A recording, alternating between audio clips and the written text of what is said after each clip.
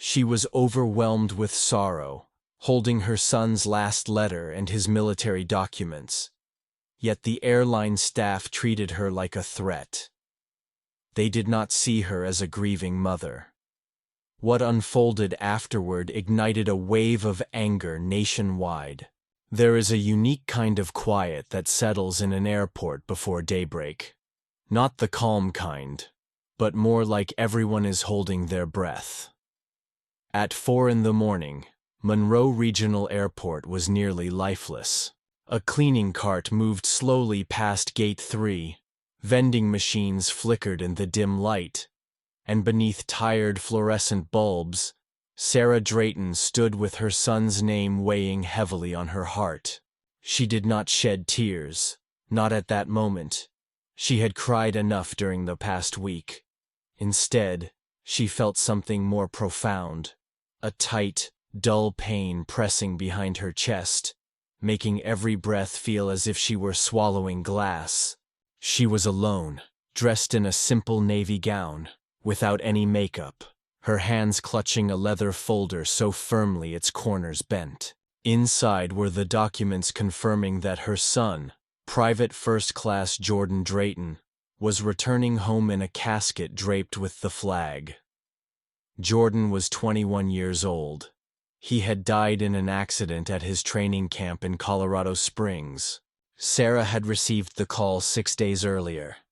Her knees had given way, but she refused to let the phone slip from her grasp. Years ago, when Jordan first shared his plans to enlist in the Army, Sarah had made a promise that if anything ever happened, she would personally bring him home. This journey was not a choice. It was a vow she intended to keep. She was his authorized military escort, with all the paperwork approved and documented. But none of that seemed to concern the woman standing behind the counter. Sophia approached the desk softly. "Excuse me," she said with a calm yet firm voice. "I am here for the flight to Colorado Springs. I am listed as a military escort." The woman glanced up from her screen, raising her eyebrows just a little. "Military escort," she repeated, her tone laced with uncertainty, as if those words felt unfamiliar in Sophia's presence. "And who exactly are you escorting, ma'am?" "My son," Sophia replied without hesitation. "Private First Class Jordan Drayton." The woman blinked once, showing no emotion or acknowledgement. Instead, she reached toward her keyboard. "I will need to see your identification," she said plainly. Sophia pulled her Louisiana driver's license from her purse, along with an envelope from the Department of the Army. Inside were the travel orders, Jordan's ID number, and the official authorization naming her as next of kin escort. She placed these documents carefully on the counter. The woman's eyes shifted from the license to Sophia and back again. Her hand hovered uncertainly before she finally reached for the papers, but did not open them right away. Instead, she tapped a button on her desk phone and spoke without lifting her gaze. "Can someone from supervision come to the front desk? I have a woman here claiming to be a military escort," she said quietly into the receiver. "Yes. She says she is traveling with a fallen soldier." Sophia remained composed and silent, watching the woman handle the documents as if they might harm her. She held the paperwork. Okay. Sophia sensed it then. Not anger just yet, but a slow, creeping awareness, the kind that wraps itself around your stomach and sinks in deeply. She glanced around. Nobody else was waiting in line. 2 TSA agents were chatting next to the security checkpoint. A janitor paused near a trash bin, pretending to fix it yet watching her as well. That was when the supervisor arrived. Tall, pale, clearly not fully awake yet, his badge reading B. Larson Problem. He inquired of the woman behind the desk. She said, "She is escorting a body. While passing over the papers, Larson wanted a second set of eyes on the documents. He flipped through the folder, frowning slightly. "Do you have your army identification, ma'am?" he asked Sarah. "I am not active duty," she replied. "I'm his mother and next of kin. The escort papers are right here." He went through the papers again. "Okay, but we still must verify this with the military contact on file. It's just standard procedure." No one said it aloud, but Sophia heard what was left unspoken. Sarah did not fit the stereotype. She was not dressed in uniform, nor did she have a military haircut. She was not carrying a folded flag or being accompanied by a grieving spouse. She only had Jordan's photo in her wallet and the courage to get out of bed this morning. Somehow, that was not enough for them. Yet the moment she began to speak, the entire mood of the morning changed. "I am not here for a stranger," Sophia said, her voice calm but edged with something fierce underneath.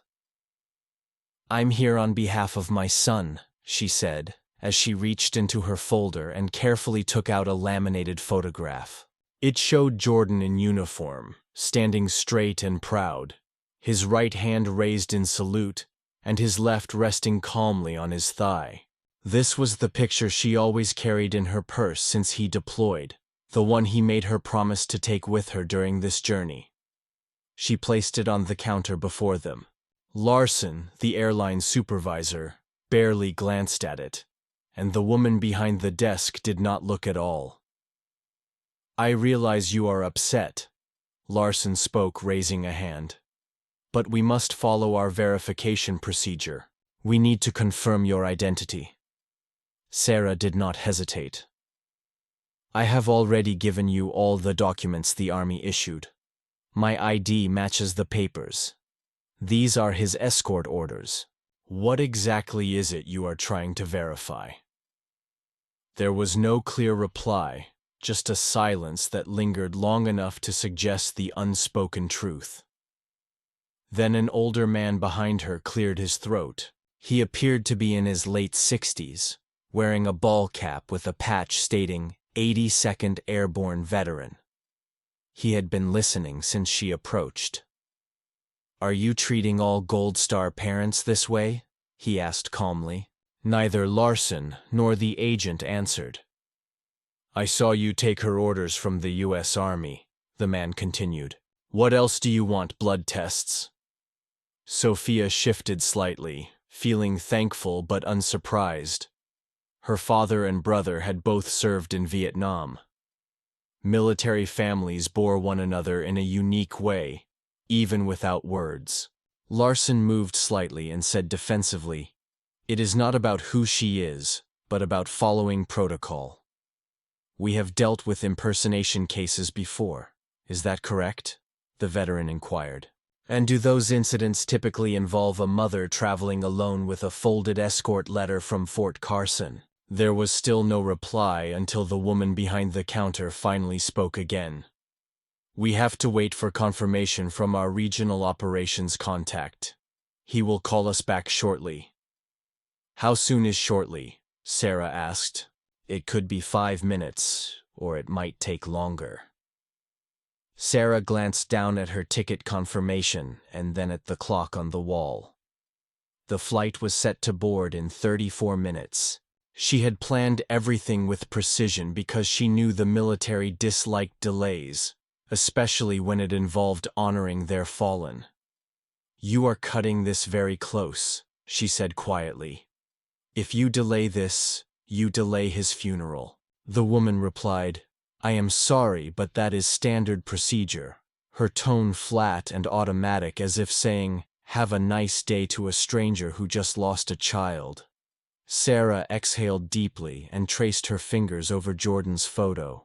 He appeared so young because he truly was. He had only recently turned 21, just old enough to rent a car, to wear a uniform, to carry a weapon and receive respect. When they zipped him into a body bag, she said firmly, "I have to be on that plane. My son is being flown with me." He asked me to bring him home. I will not allow you to prevent that. Someone behind her muttered, "This is unbelievable," though she was not sure who had spoken. More heads turned now, as a middle-aged couple waiting in line moved a step closer. A young woman wearing scrubs held her phone at just the right angle to capture the scene. It was not loud and not aggressive. Yet there was something in the air that felt intense, as if everyone around sensed that something was wrong. Larson stood up straighter and said, "Ma'am, please do not raise your voice." "I have not raised my voice," she answered. "I just need you to stay calm." "I have been calm since I walked in here," Sophia said. "I have shown nothing but respect, and what I receive in return is delay, suspicion, and disrespect on the worst day of my life." A silence spread through the terminal.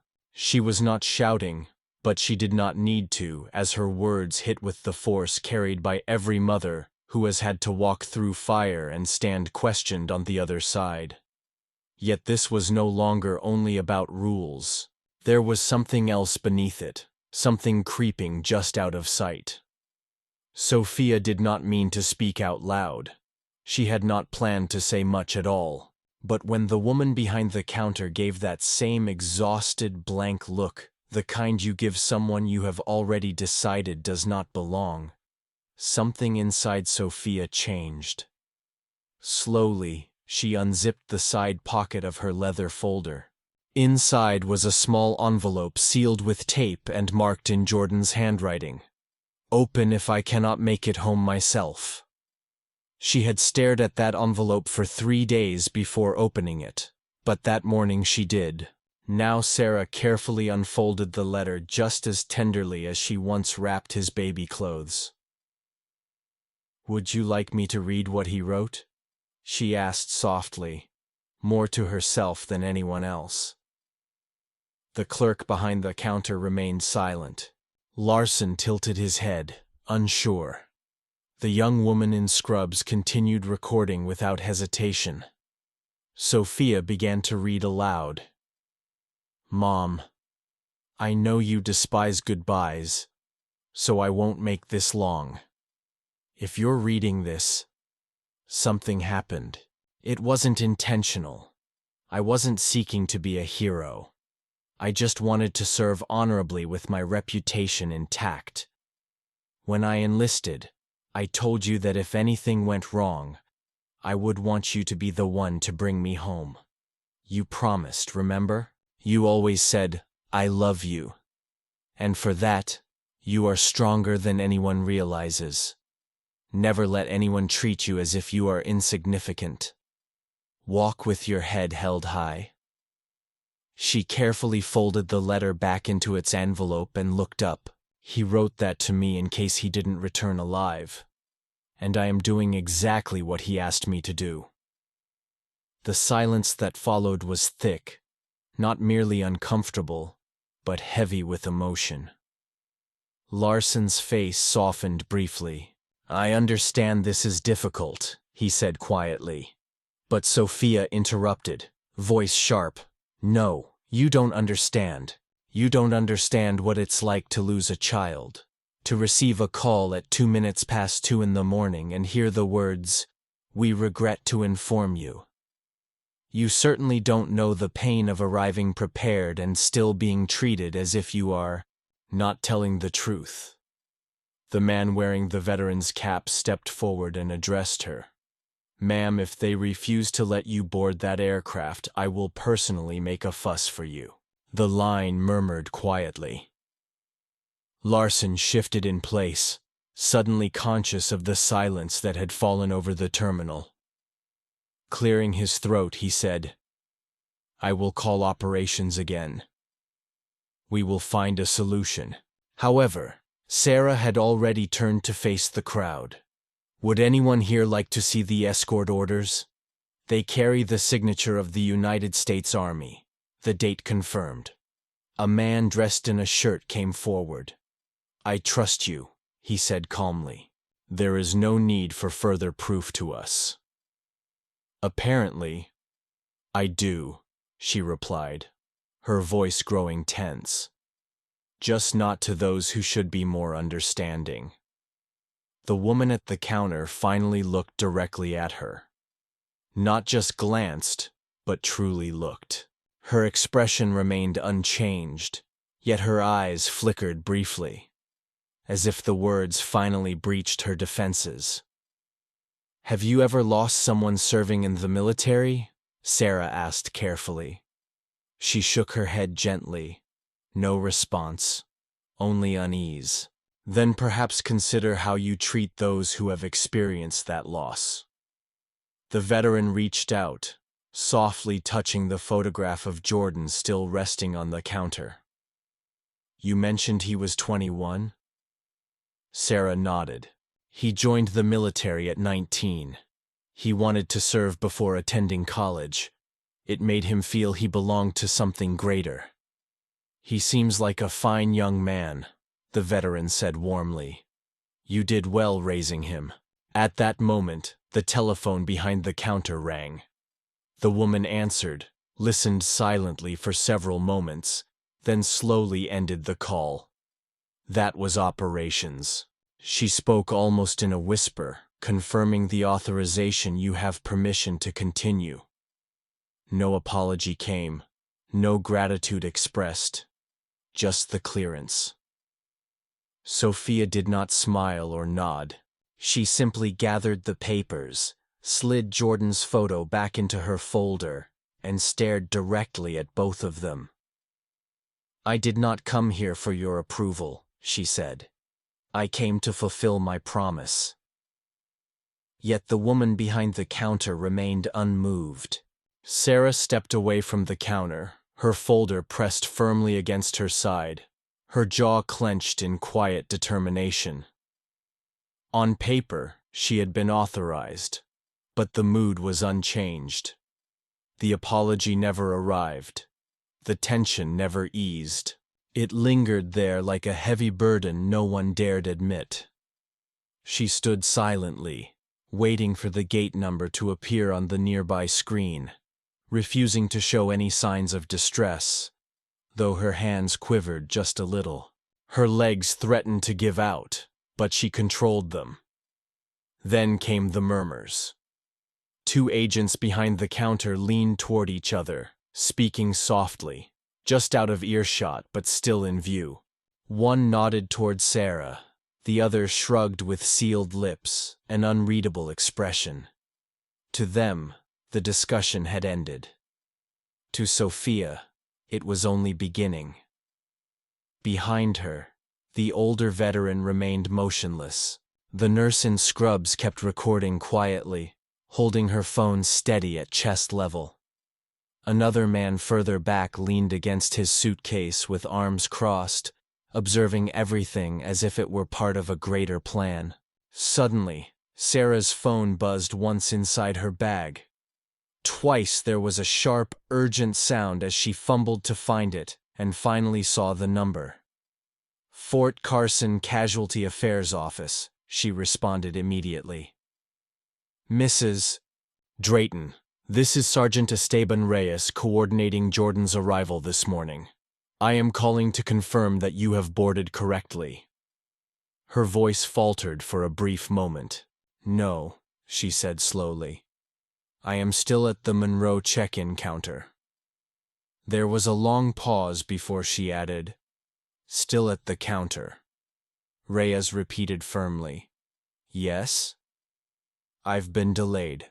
The staff insisted on verifying my authorization, even after I provided them with all the necessary documents.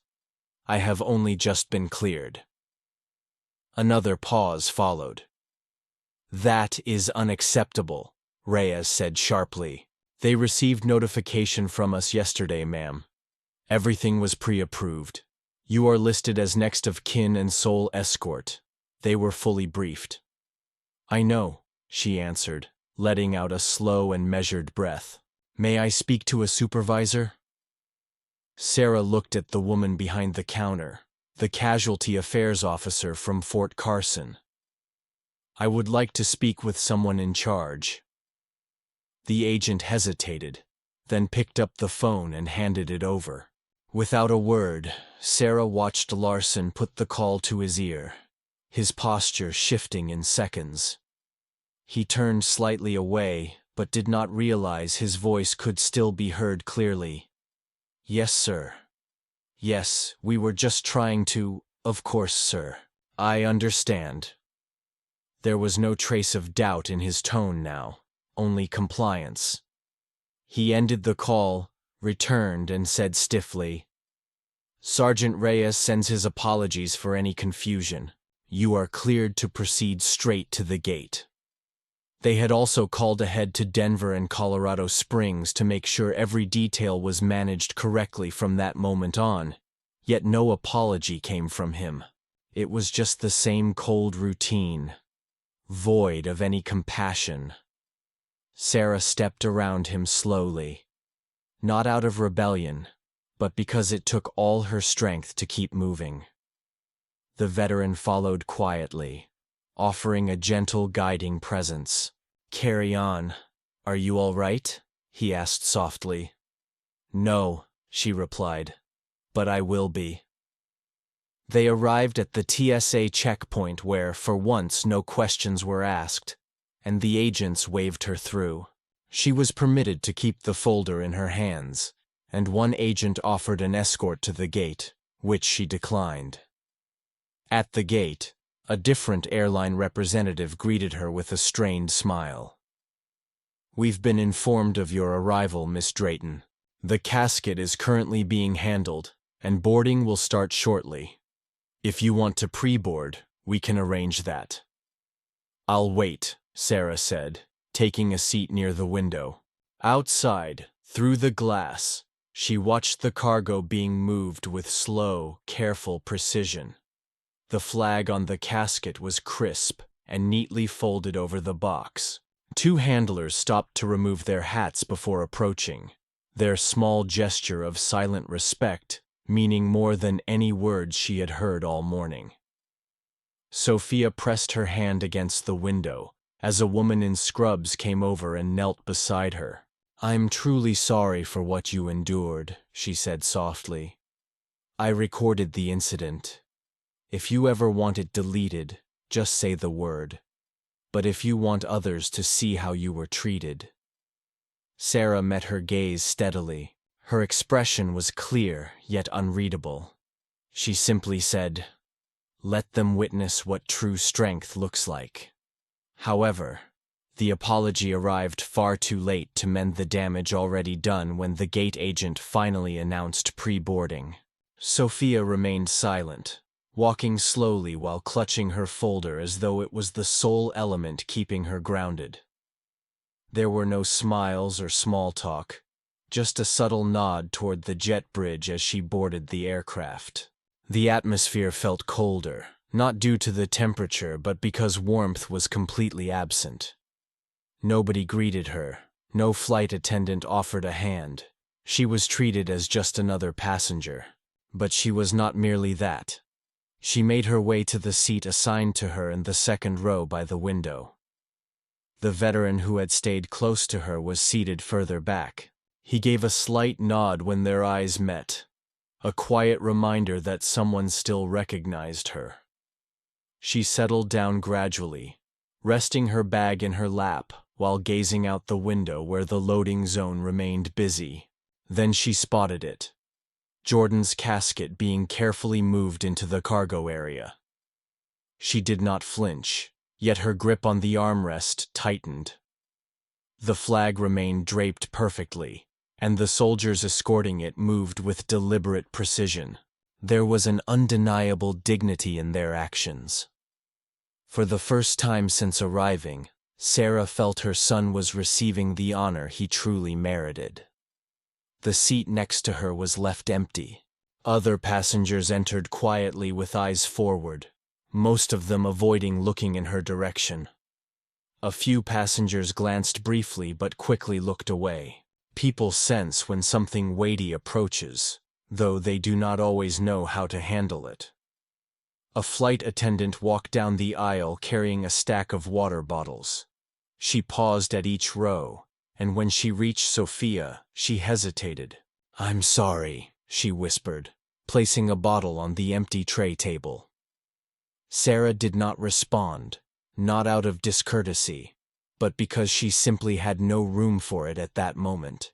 As the engine roared to life, she opened her bag and retrieved a second letter. It was not the one from Jordan's last envelope, but an older one sent only 3 months prior. She unfolded it and read it as she had countless times before. "Hey Mom, today I finally qualified at the range. The sergeant says I am a good shot, better than most in my group. I think I surprised him. I told him you made me practice focusing as a kid. Remember those candle drills? Anyway, do not worry about me. I have a solid team and we watch out for one another. I miss your cornbread. The food here tastes like cardboard. Love you always, your boy Jay." A faint smile crossed her face for a fleeting moment. He had always ended his letters that way, your boy. Her hand slipped into her purse and felt the small silver pendant she carried all the time. It was the charm Jordan gave her the night before his deployment. A simple token of 2 intertwined circles meaning you and me. Unbreakable, he had said, regardless of what happened. Outside, the plane began to taxi down the runway. Dawn arrived painted in streaks of pink and orange across the horizon as somewhere beneath, in the cargo hold, her son was making his final journey home. She faced the window, her eyes moist but steady. Across the aisle, a man in a suit cleared his throat and leaned closer, asking, "Is he your son?" She nodded silently. "Once I saw the flag," he murmured. "I am truly sorry." She stayed silent. What could she possibly say? Such apologies feel hollow when they come like a receipt. The pain does not fade simply because someone finally acknowledges it. Still, she recognized the gesture, however small. The plane climbed from the runway, taking with it every memory she held. Memories of Jordan's first steps down the corridor of their duplex, the way he applauded when she fed him a spoonful of mashed peas, the night he stayed late helping prepare her classroom before the school year began. How he hugged her at the bus stop before leaving, whispering, "I got this, Ma. You don't have to worry." He was mistaken. She would always worry, always. But what awaited her in Colorado would make her face something far deeper. As the plane touched down at Colorado Springs Airport, the sky spread wide and pale blue. The mountains rose distantly, still and silent. Sophia stayed in her seat while other passengers gathered bags and moved along. No one spoke to her. Some glanced her way briefly, then quickly turned their eyes to their phones or pushed forward into the aisle. She remained still, withdrawn. It was not until the flight attendant quietly approached that she was informed they had arranged for her to disembark last. The woman from ground services would escort her directly. Sarah nodded silently, her voice still trapped somewhere she could not reach as the cabin slowly emptied, and the quiet became more intense. The seasoned passenger walked past and stopped at her row. "Take care now," he said softly, pressing his hand lightly against his chest before continuing down the aisle. She remained standing as the gate cleared, clutching her folder tightly. The very same one she had refused to let go of since Monroe, as if it had become a part of her. She feared that releasing it might cause her to fall apart. On the jet bridge, 2 military personnel awaited, one younger and one older. The elder man stepped forward first. "Mrs. Drayton," he said gently, "I am Captain Older, and this is Specialist Mora. We are here to escort you and your son to the base chapel." Her reply came dryly, barely a sound, but she allowed them to lead her through a private side door near baggage claim. Outside on the tarmac, the casket was carefully being moved again, just as it had been before, a small comfort in the midst of turmoil. As the van departed from the airport, Sophia finally broke the silence. "Did you hear what happened in Monroe?" Captain Older glanced at her in the rearview mirror. "I did. The report reached us this morning. I am sorry." She nodded slowly. "I just wanted to honor him properly," she admitted. "But instead I was treated like a problem, as if I had to justify myself." Specialist Mora turned toward her. "Ma'am, you do not need to explain anything. This is something we witness far too often, and it is never acceptable." She valued the straightforwardness, the way he refused to soften the truth with comforting words. They continued the journey in silence. Upon reaching Fort Carson, the gates swung open wide, and uniformed guards saluted as the van passed through. For a moment, Sophia's breath caught in her throat. This was the place where her son had trained, where he had walked, eaten, laughed, and likely cursed loudly during his early drills. This ground was now hallowed in a deeply unsettling manner. Inside the base chapel, preparations were well underway. Rows of chairs were neatly arranged, and a large framed photograph of Jordan stood on an easel. His boots and helmet rested carefully on a folded flag. No music filled the room, only the soft shuffle of soldiers and staff as they moved about, ensuring everything was in order. Sarah stepped inside and came to an abrupt halt. There it was, his dress uniform displayed on a form, the medals precisely lined up. She moved closer, barely hearing the captain behind her mention how proud Jordan had been of this uniform. Older said Jordan had wanted to wear it home for Thanksgiving to show it off. Sarah reached out, her hand brushing the sleeve's edge, her fingers lingering on the detailed stitching. He had told her he liked the weight of the jacket. Explaining it made him stand taller. She swallowed hard, whispering, "I never wanted him to wear this in a box." Captain Older remained silent. Then voices interrupted, their conversation punctuated by two women from the base's family services office approaching with a clipboard and a folder. "Mrs. Drayton began. We have media inquiries from several national outlets. They asked to speak with you after the footage from Monroe spread widely this morning. It is drawing a lot of attention." Sarah turned slowly, wondering what video it was. A person had captured the encounter with the airline. Now it is everywhere. On news shows, among veteran groups, so many want to hear your side. She sat on the closest bench, feeling the weight of it all pressing down. "I do not want the spotlight," she said. "I only want my son's name to be honored, that is all." "We understand," the woman replied. "But sometimes stories like yours spark change. They remind people how much progress is still needed." Sarah closed her eyes, reflecting on that morning at the Monroe desk. The silence, cold looks, the struggle just to be recognized as a mother, not a threat. Her voice grew soft but steady. "If I speak, it will be about him, not me. I want them to remember who he was, not just how they treated me." Yet even in her quiet grief, someone witnessed and heard everything. By the following morning, Sophia's phone had not stopped ringing. Calls came from unfamiliar area codes. Messages flooded in. Some from old acquaintances, others from complete strangers who had seen her image online. Standing at the airport desk holding a picture of Jordan, as if it was the only truth that mattered.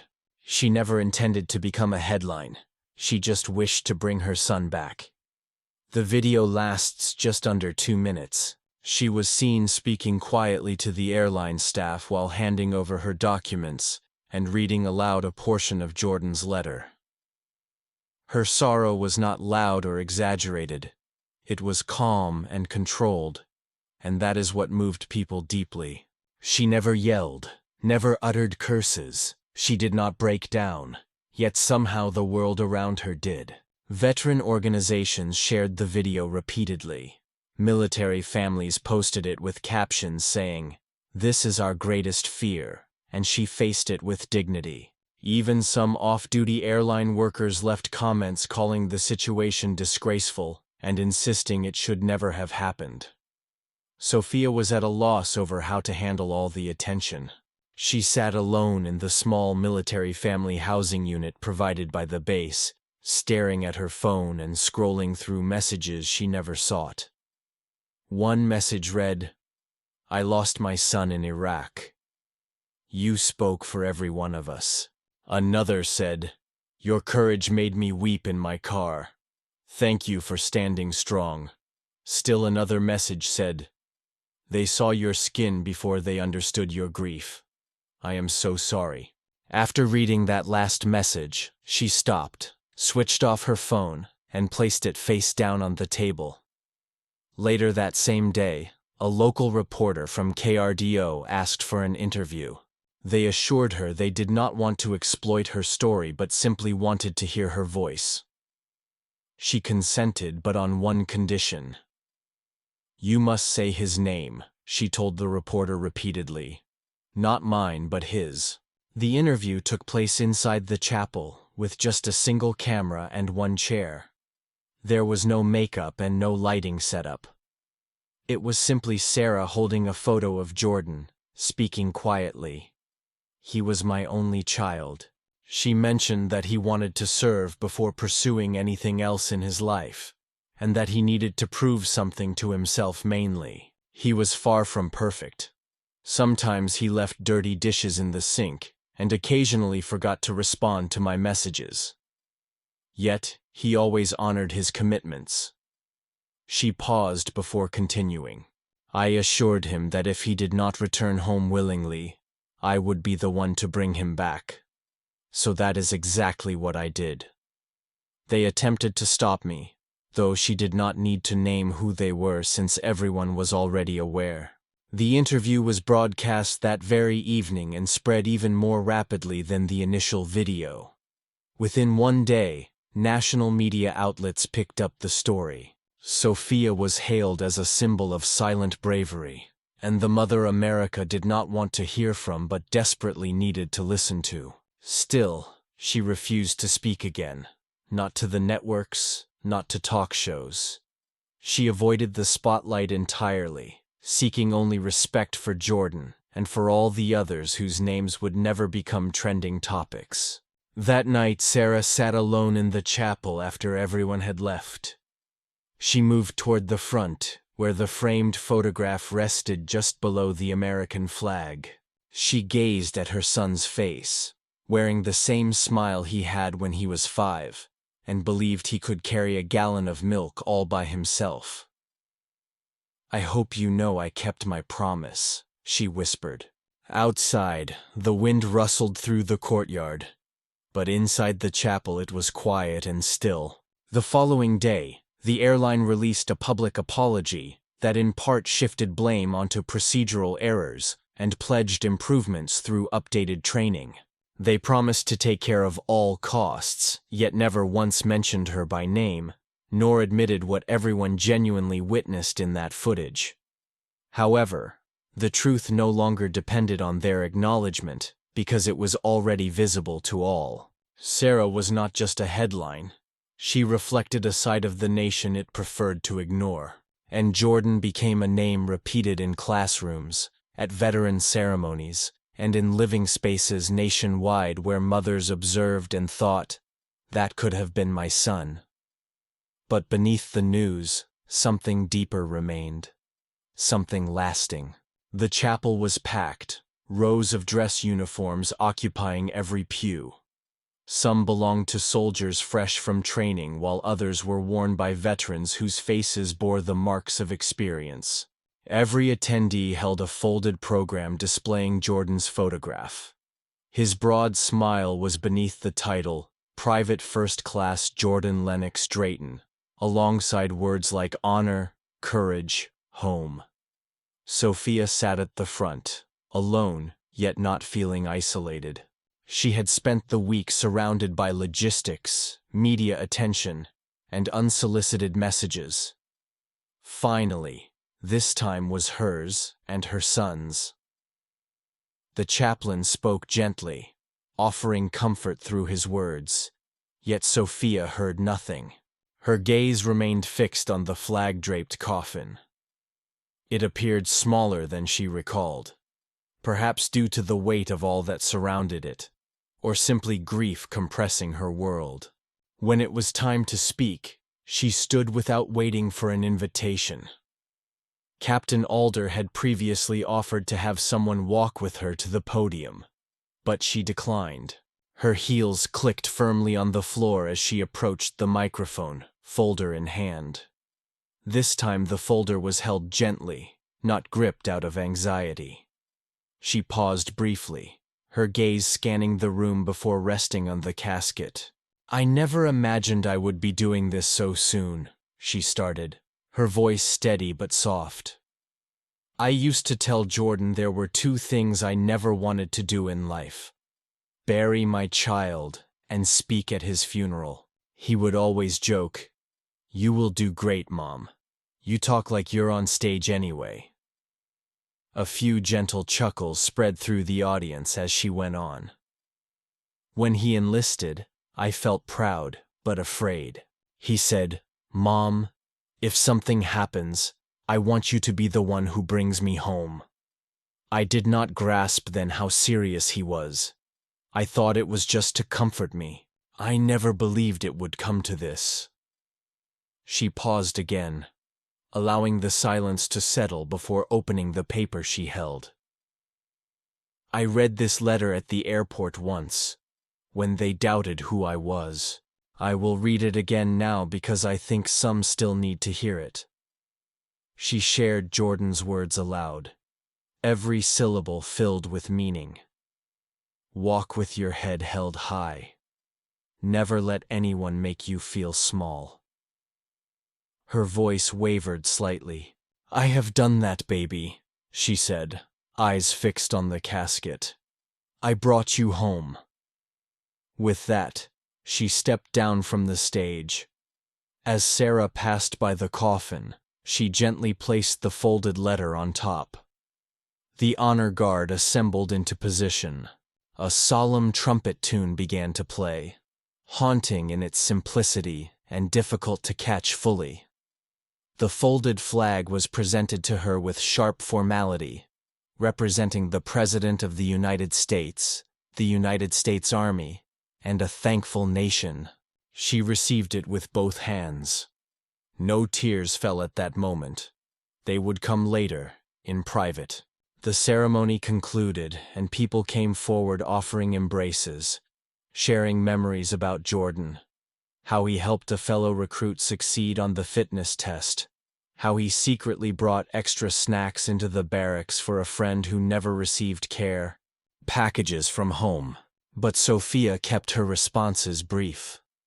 She had already conveyed everything necessary during her speech at the temporary apartment that evening. Sitting alone, the flag resting across her lap, Sarah's phone buzzed again with another interview request. She ignored the call and instead gazed out the window toward the distant mountains. Jordan was gone, but his voice remained, along with the promise he left behind. The footage from Monroe had sparked public outrage, yes, but it also initiated discussions. Policies were quietly under review, and some airline staff were now required to undergo a new kind of sensitivity training. None of these changes would bring back her son. Yet if they ensured another mother would not suffer as she had, that meant something. She whispered once more into the empty room, "I brought you home," and then rose to her feet. She carefully set the flag down on the table and headed into the kitchen to prepare coffee, not out of necessity, but because life continued regardless. She would carry Jordan with her at all times, every single day, and she would never allow anyone to doubt the power she held within again. Silence and respect are not things to be requested. They are debts that others owe you, especially when your pain runs deepest. If this story touched your heart, share it. Let others hear Sophia's voice utter Jordan's name, and remember that behind every uniform there is a family, a promise, and a truth that must be honored.